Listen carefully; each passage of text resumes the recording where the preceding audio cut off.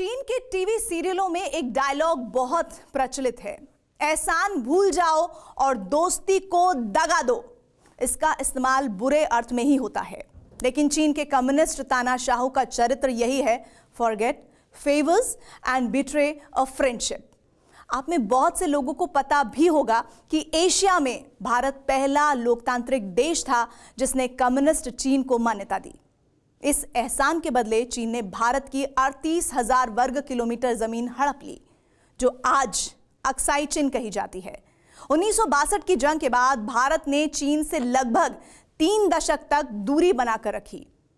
चीन नहीं सुधरा, तब भी कारोबारी दोस्ती आजमा कर देख ली, चीन फिर भी नहीं सुधरा। प्यार से समझा कर देख लिया, चीन का रवैया फिर भी नहीं बदला।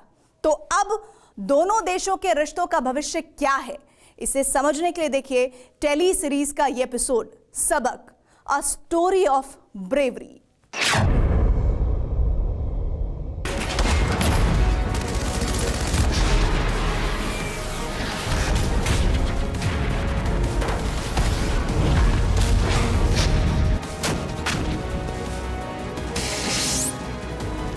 भारत और चीन के बीच तनाव के बाद आमतौर पर तुलना शुरू हो जाती है कि किस देश के पास कितने घातक हथियार हैं।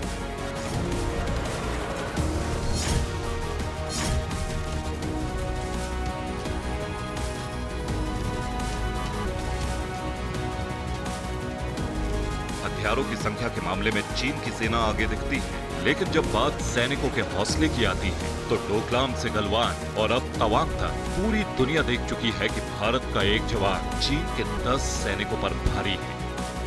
भारतीय सेना की ये ताकत उस वक्त कई गुना बढ़ जाती है जब उनके कानों तक पहुंचती है दिल्ली से दहाड़ भरी एक आवाज। 21 अप्रैल 2019, बाड़मेर, राजस्थान।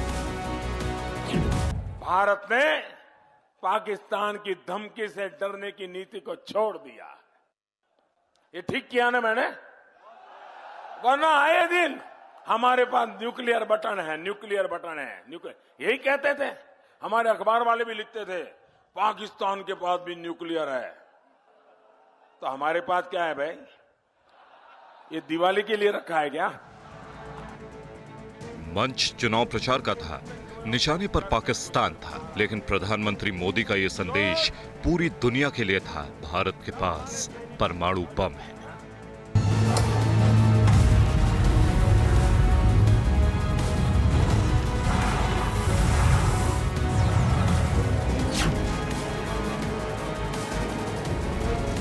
भारत ने पहला परमाणु परीक्षण 1974 में किया था और उसकी वजह पाकिस्तान नहीं बल्कि चीन ही था। 1962 की जंग के 2 साल बाद 1964 में चीन ने परमाणु परीक्षण किया तो गौतम बुद्ध और महात्मा गांधी के भारत को शांति के लिए परमाणु शक्ति हासिल करने के लिए मजबूर होना पड़ा, वरना परमाणु ऊर्जा आयोग के पहले अध्यक्ष होमी जहांगीर भाभा का इरादा न्यूक्लियर बम नहीं बल्कि न्यूक्लियर पावर बनाने का था।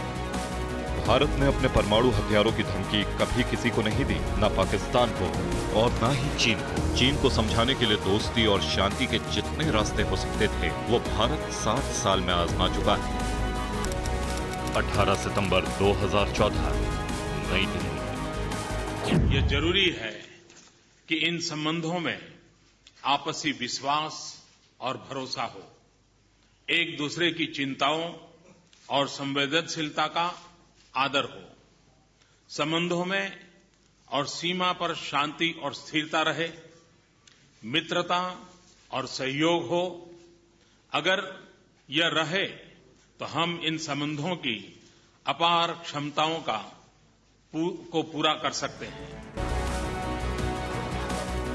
लेकिन भारत के प्रधानमंत्रियों के चीन दौरे पर रेड कारपेट बिछाने वाला चीन सीमा पर अपनी खूनी साजिश से बाज नहीं आ रहा। LAC पर झड़पों को चीन अपनी सेना के लोकल कमांडर्स की गलतफहमी बताता है, लेकिन उन्हें सुधारने और बॉर्डर का विवाद सुलझाने की कोशिश बिल्कुल नहीं करता।